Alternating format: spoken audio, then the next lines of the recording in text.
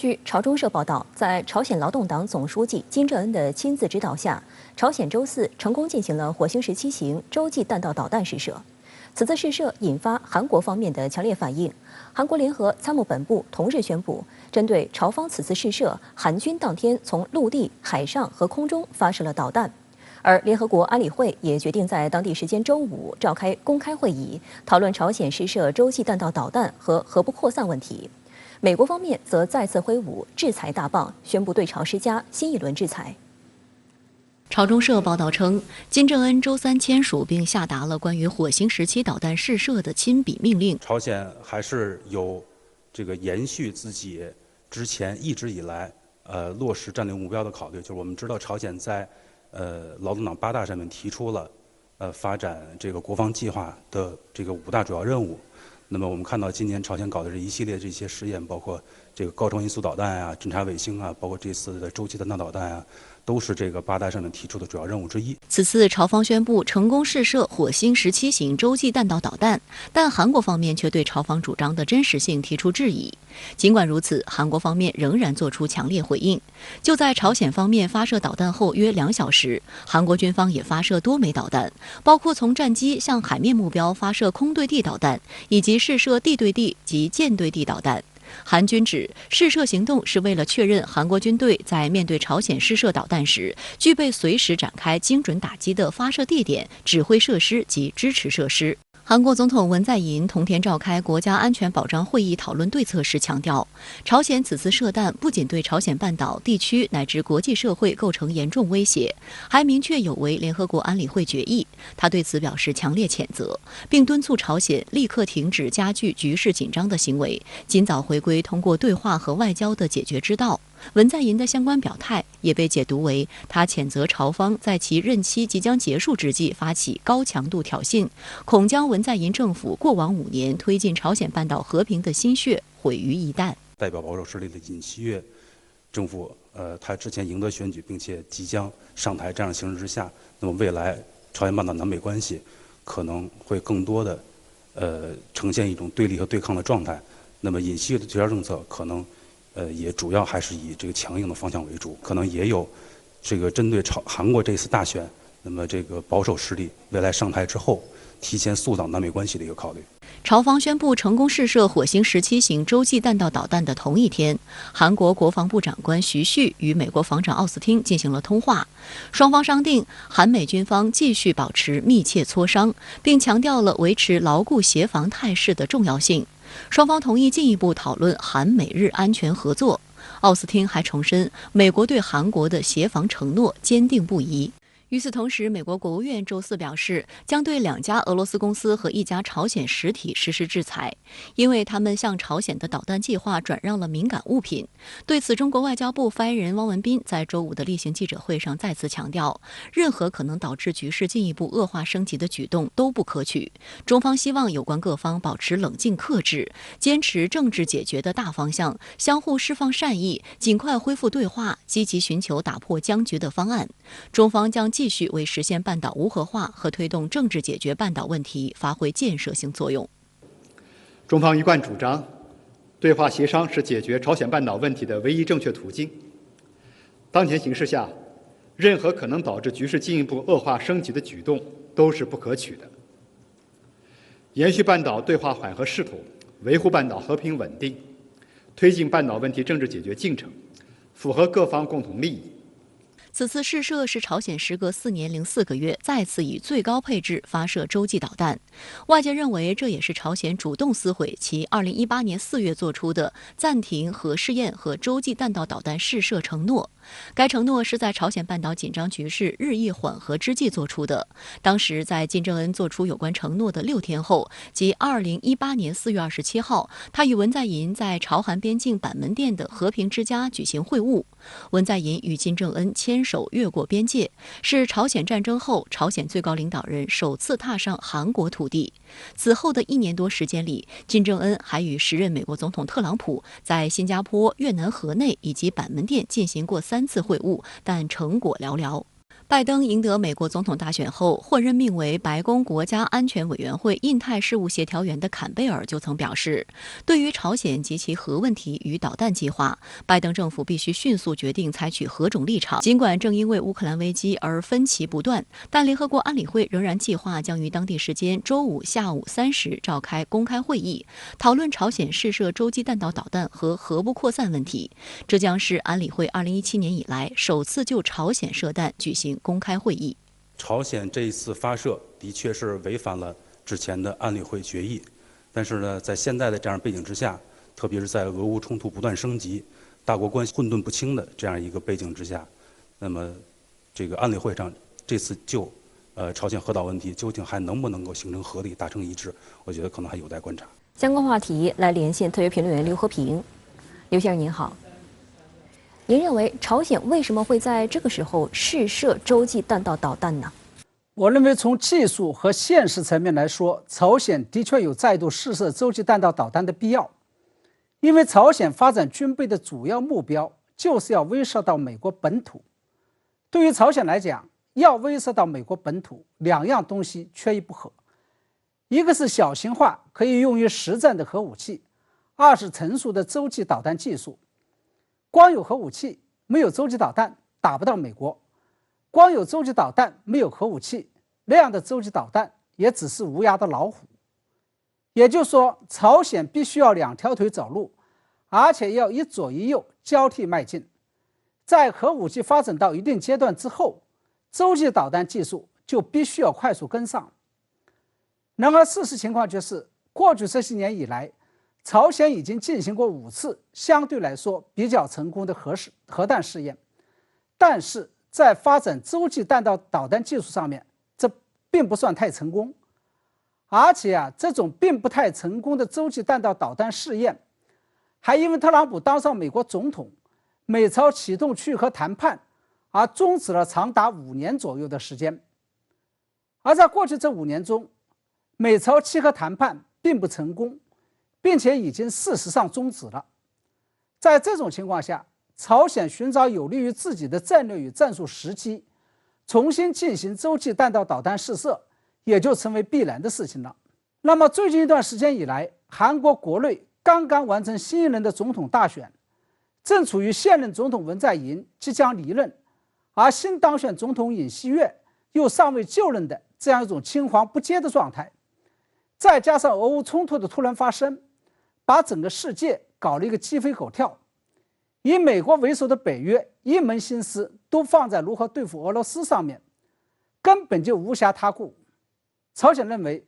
这就是自己再度进行洲际弹道导弹试射，以完善相关技术的千载难逢的好时机。我们也看到，在朝鲜试射洲际弹道导弹之后，韩国、日本以及美国都在第一时间内给予了谴责。那么对此您又如何看呢？确实，朝鲜再度试射洲际弹道导弹，不仅违反了联合国安理会的相关决议，而且也踩到了美日韩的红线。因为过去几年来，美日韩一直将朝鲜核试与试射洲际弹道导弹视为2条碰不得的红线。而朝鲜为了维持跟美国谈判的希望，过去5年来也一直保持相对克制，没有碰触这2条红线。因此，朝方的这一次试射，不仅碰触了美日韩以及联合国安理会的红线，而且也意味着朝鲜与美日韩维持了5年的相互默契状态已经被打破了。同时，我们知道，虽然一直以来美国都是东北亚局势，尤其是半岛局势的深度介入方，但是由于朝鲜并没有能力攻击美国本土，因此美国在应对半岛局势上多少还是抱持一定的超然心态，认为自己是来帮助日本与韩国的。然而这一次，随着朝鲜成功的发射了可以打到美国本土的洲际导弹，也就意味着朝鲜的核导问题已经不再单单是半岛以及东北亚的内部问题了，而是事关美国本土安全的问题了，是美朝之间的问题了，同时也是美国再也躲不过去，不得不硬着头皮去处理的问题了。然而有意思的是，即便如此，美国也没有像过去那样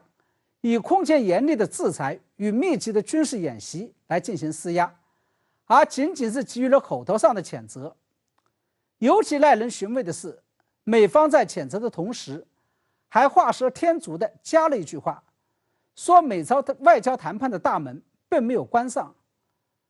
我想所有明眼人都能够看得出来，美国仍然在试图安抚住朝鲜的情绪，并不想进一步激化矛盾。这也就从另外一个侧面可以看出，朝鲜这次对于战略战术时机的判断与把握是准确的。在当前俄乌局势使得整个西方世界正处于焦头烂额的情况下，美国压根就抽不出精力来处理半岛问题，更不希望看到中东欧与亚太局势同时紧张、蜡烛两头烧的现象出现。好的，谢谢刘先生在线与我们分享您的观点，谢谢。乌克兰危机以来，美西方不断散布针对中国的虚假信息。新加坡联合早报周五刊文分析了美西方抹黑中国的真实目的是服务于自己的战略目的。颇为微妙的是，这些虚假信息的源头被证实是美国匿名官员，但美国总统国家安全事务助理沙利文近日却主动地替中国辟谣。美国葫芦里到底在卖什么药？来看分析。周四，北约国家领导人在布鲁塞尔举行特别峰会，并发表声明，呼吁包括中国在内的所有国家维护联合国宪章确定的主权和领土完整原则，维护国际秩序，不支持俄罗斯发动的战争或帮助俄规避相关制裁，对所谓中国传播俄罗斯散布的虚假信息表示关切。中国驻欧盟使团发言人回应称，坚决反对有关声明和言论对中方进行无端指责和猜忌，对中方施加胁迫和压力。乌克兰危机发生以来，中方本着客观公正的态度，为劝和促谈、停火止战、防止出现大规模人道主义危机，做出了积极努力，发挥了建设性作用。据英国广播公司报道，近期关于中国的抹黑报道源头是匿名美国官员向英国金融时报和美国纽约时报散布的。中方已经数十次在各种场所进行辟谣，但颇为微妙的是，在北约继续抹黑中国的时候，美国高级官员近日却加入了为中国辟谣的行列。路透社报道称，周二美国政府罕见澄清自己炒作的谣言。美国总统国家安全事务助理沙利文召开媒体吹风会时，被记者问及中国对俄军事援助的问题。对于这个美国政府前几天一口咬定的说法，沙利文这次却表示，他没有发现任何有关中国给俄罗斯提供武器装备的证据。Have you seen any indications that China will or will not provide assistance to Russia? I can't make predictions going forward. What I can tell you is we have not seen, since those meetings or since the president's conversation with Xi,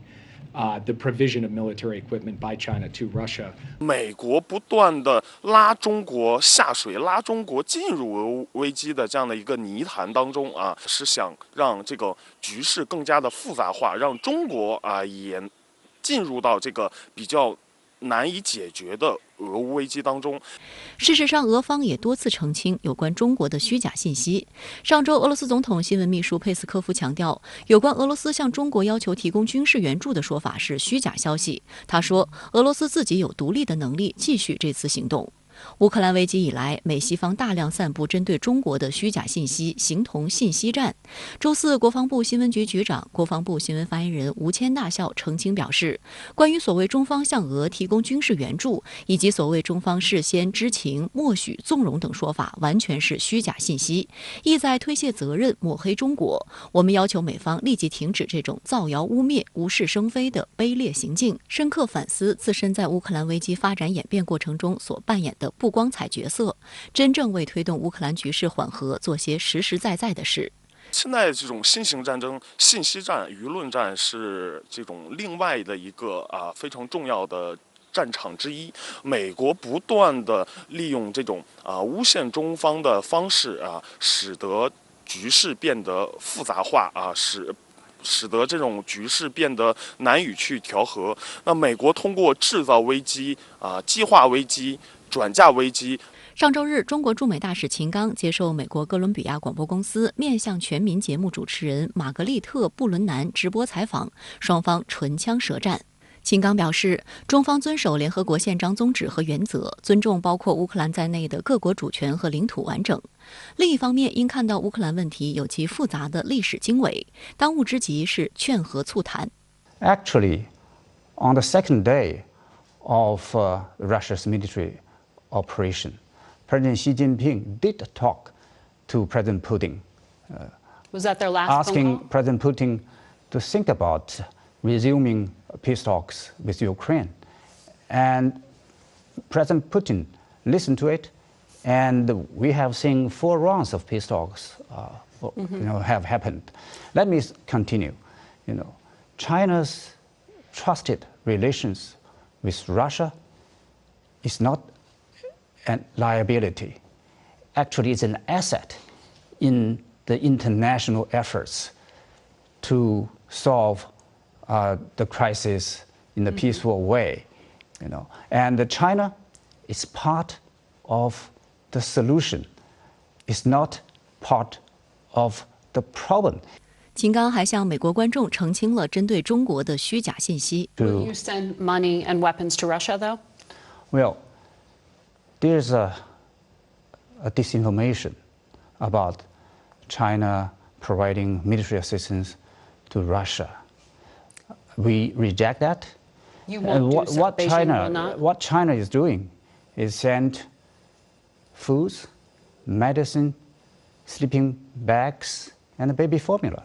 not weapons and ammunition to any party. 在9分钟的采访中，布伦南23次打断秦刚讲话。一些美国网民留言表示，这不是采访，这是一次拙劣的盘问。布伦南不称职。秦刚先生是一名大使，难道我们不应该听听他说什么，来了解中国的立场吗？还有网友指出，这名主持人显然违反了新闻行业最基本的原则，即以一种不带偏见、不偏不倚的方式提问。值得注意的是，上周日秦刚在接受媒体采访时表示，中国和俄罗斯之间的合作没有禁区，但是也是有底线的。同时，我也要说的是，中俄之间合作没有禁区，但是也是有底线的。这个底线就是联合国宪章所确立的宗旨和原则，是公认的国际法和国际关系的基本准则。这也是中国同其他任何国家处理双边关系时我们所遵循的行动指南。俄乌冲突对任何一方都没有好处。新加坡联合早报周五刊文指出，在乌克兰危机上，中国必然从事情本身的是非曲直出发，独立自主做出判断。从根本上来讲，俄罗斯和乌克兰之间实现和平最符合中国的利益。该报还指出，要看到美国在欧洲和在亚洲采取的策略都是相同的，即都是拼凑军事同盟，利用领土、领海纠纷和军事部署等手段挑起区域国家与中俄这样的大国发生矛盾冲突，以达到搞乱军事、打压美国的竞争对手，吸引资本回流美国的战略目的。就当前而言，美国持续放风渲染说中国要向俄罗斯提供武器，更多是一种舆论战术，是无中生有的对中国进行抹黑，目的是要转移国际社会对美国、欧洲国家持续向乌克兰输送武器的注意力。俄乌军事冲突持续了整整1个月，目前双方战事陷入拉锯和僵局状态，俄乌局势的未来发展依然充满不确定性。目前，美国总统拜登正在欧洲访问。有消息称，他计划到访波乌边境地区波兰城市热舒夫，距乌克兰边境仅80公里。拜登周4出席了北约7国集团和欧盟3场峰会，俄乌冲突是3场峰会唯一的话题。美国及其西方盟友在峰会上试图展现出对抗俄罗斯的一致立场，宣布增加在北约东部驻军，并从经济和军事上支持乌克兰。但西方内部就对俄制裁程度及对乌克兰的支持力度仍存在明显的分歧。据央视报道，最新拍摄的商业卫星照片显示，跟2月底，也就是俄罗斯特别军事行动刚开始时相比，位于乌克兰首都基辅以北大约40公里处的科扎罗维奇地区水域面积明显扩大。近期在社交媒体上流传的照片和视频也显示，在基辅北部和西北部郊区，不少曾经是陆地的地方已经被水淹没。美国《华盛顿邮报》分析，为了阻止俄军进入基辅核心地带，乌克兰可能使出了世界上最古老的一种战术——开闸放水。拜登更是亲自到欧洲火上浇油。白宫在一份声明中说，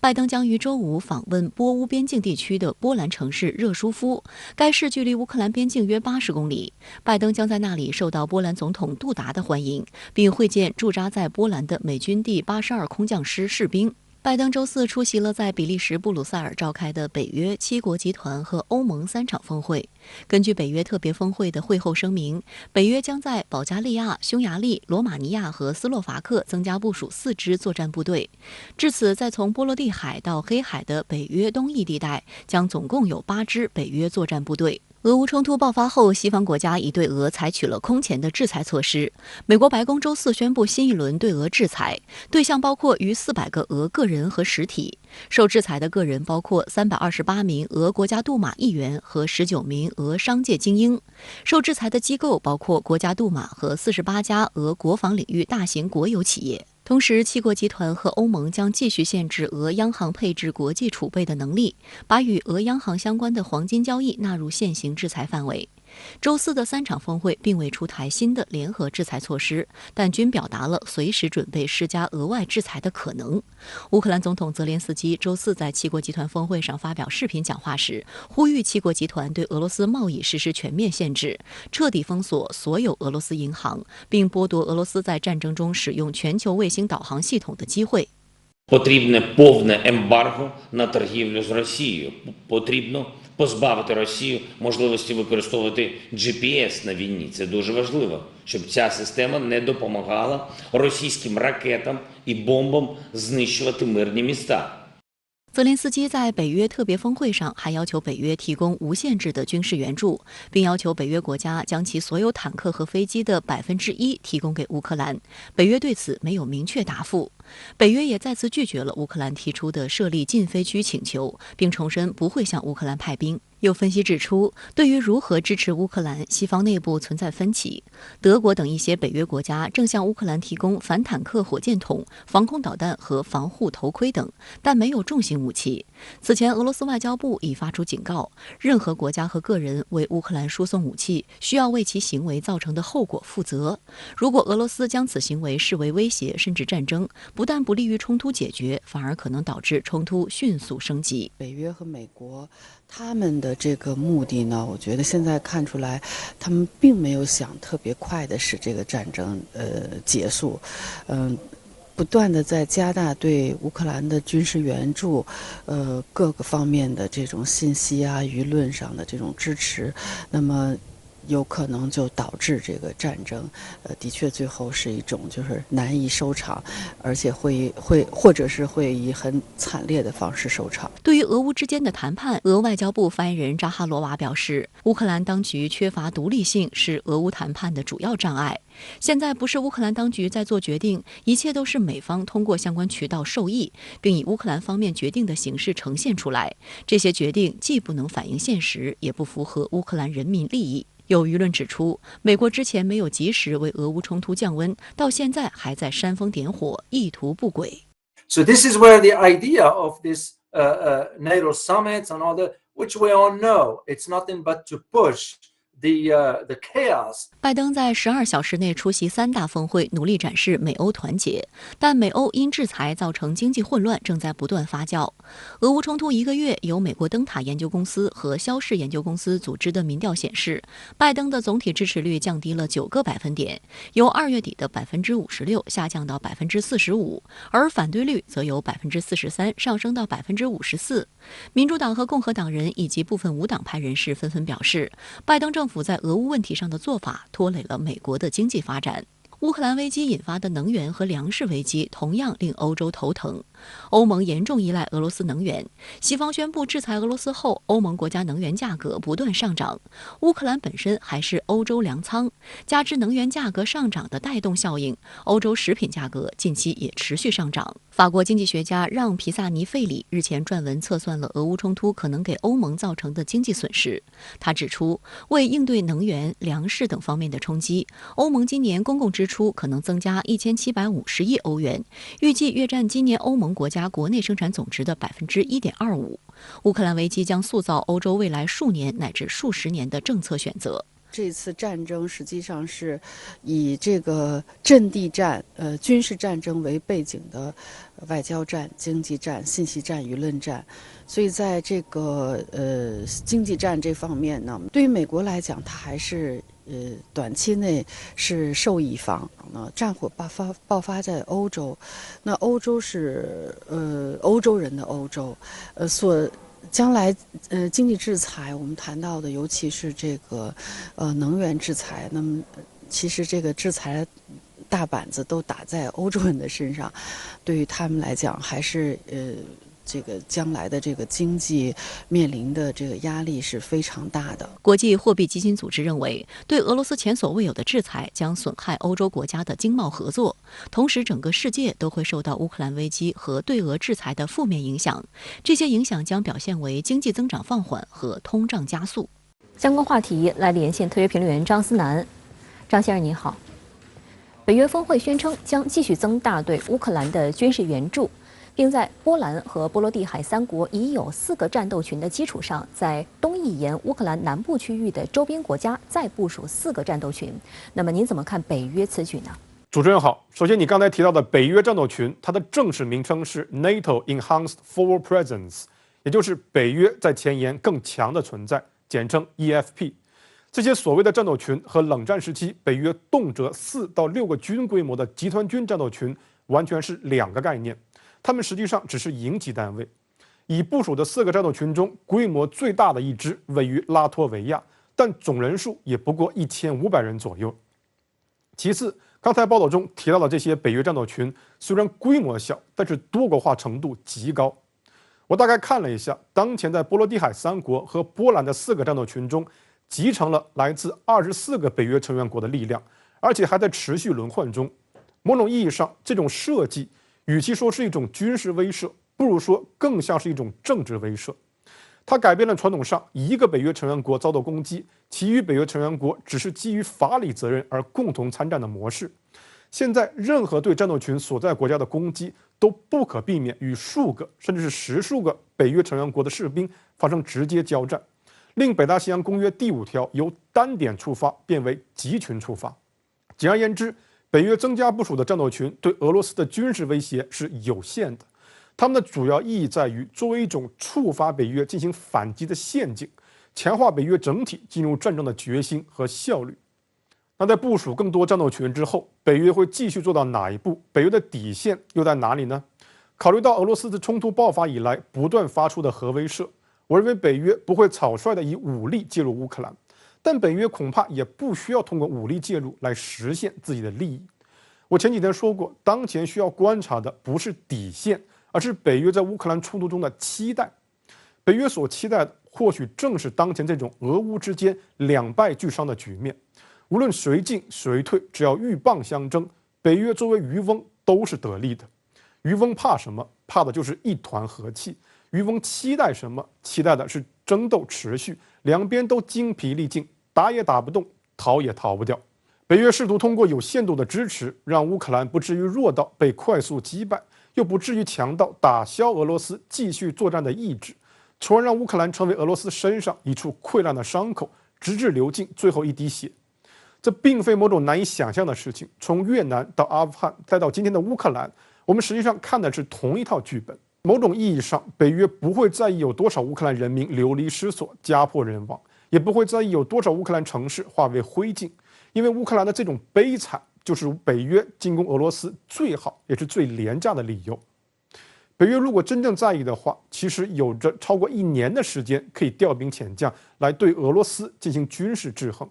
相比较而言，31年前，美国及其盟友仅用3个月的时间就横跨1.5万公里，完成了超过24万军力、超过1000架战机、1000辆坦克以及200架攻击直升机的部署，有效震慑了海湾战争的进一步扩大。可悲的是，乌克兰不肯也无法相信这一点，只能寄希望于北约的底线很高，不但可以通过这个底线在冲突中借力北约对抗俄罗斯，还可以由此碎了自己加入北约的心愿，甚至从此成为西方世界的某种宠儿。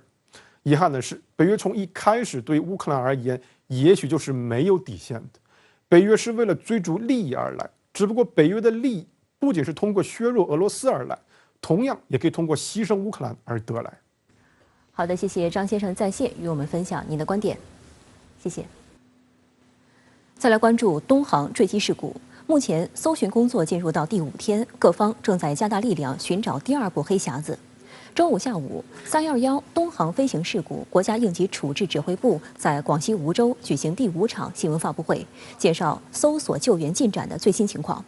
对于有网络传言称失事航班曾挂出7500紧急代码，东航回应称，航班失联前通讯一直是正常的，机组没有挂出任何紧急代码。所谓紧急代码，是指如果航班在飞行途中遇到特殊情况，机长可以将应答机代码设置为特殊代码。虽然只有简短的4个数字，但是地面人员可以根据这组数字快速确认飞机的身份信息以及飞机所处的状态。正常情况下，应答机代号是一组4位8进制数字。通过分配应答机代号，航空管制员可以对飞行器进行区分。应答机代号取值从0000到7777，共4096个，其中一些组合带有特定的意思。7500表示飞机遭遇劫机等非法行为，7600表示通信故障，7700则代表紧急状况。飞行员在飞行过程中遇到特殊情况，会将应答代号设置为以上特殊代码，这样即使飞行员不通过无线电或者其他手段呼叫地面，地面管制员也能通过应答机信号判明该架飞机所处的状态。看到紧急代码后，地面空管部门也会通过无线电通讯跟飞行员进行进一步的语音沟通，询问飞机所处的具体状况，然后快速制定预案。搜寻工作进入第5天，为尽快找到第2个黑匣子，各方正在组织技术力量，使用专业物探设备对事故现场地面以下区域实施探测。救援人员还扩大搜索半径范围，持续开展搜救搜索行动。周五上午11时许，在最核心区域内发现橙色碎片，疑似第2部黑匣子的部件。有媒体据此报道称，已找到第2部黑匣子。新华社予以澄清，目前还未找到第2部黑匣子，救援现场正在抓紧搜寻。有关消息将以指挥部新闻发布会发布消息为准。欢迎回来。香港周4新增10405例新冠确诊病例，恢复到1个月前的水平。不过，特区政府提醒，第5波疫情仍然严峻，香港市民应继续遵守社交距离措施。香港特区行政长官林郑月娥周五表示，在中央的大力支持下，过去4周，特区政府抗疫工作能力提升非常明显。在内地的支援下，抗疫物资也得到充分保障。特区政府将向全香港市民派发防疫服务包。香港周4新增案例中，4574例是核酸检测阳性，5827例是快速测试阳性呈报。此外，过去24小时新增162名患者在公立医院離世，年齡介乎21歲至106歲。香港嘅疫情仍然都係我可以用一個仍然維持一個比較嚴峻嘅水平啦。咁未來疫情嗰個走勢其實都好難預測嘅。咁所以市民喺呢個階段呢，都必須要繼續遵守各項嘅社交距離措施啦。特区政府再次强调中医在新冠患者治疗方面的作用。香港医管局表示，未入过院的新冠康复者出示卫生署或私家医生发出确诊证明、隔离令或确诊电话短信，也可到医管局辖下中医诊所获得10次免费康复治疗。新冠個康復嚟計呢，其實都唔少嘅病人都係有一啲嘅長期症狀嘅，包括可能係咳嗽啦、胸悶啦，或者一啲睡眠質素嘅問題。咁呢方面係中醫都係幫到手嘅。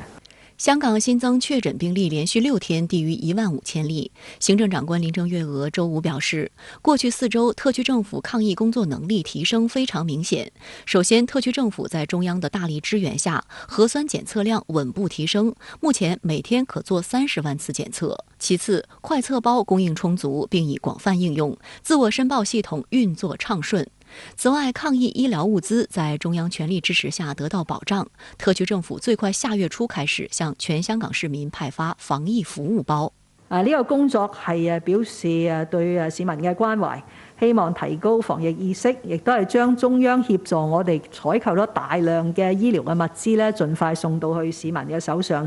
每个防疫服务包有20份快速测试剂、2盒中成药、20个 KN95 口罩及特区政府制作的抗疫信息手册及心意卡。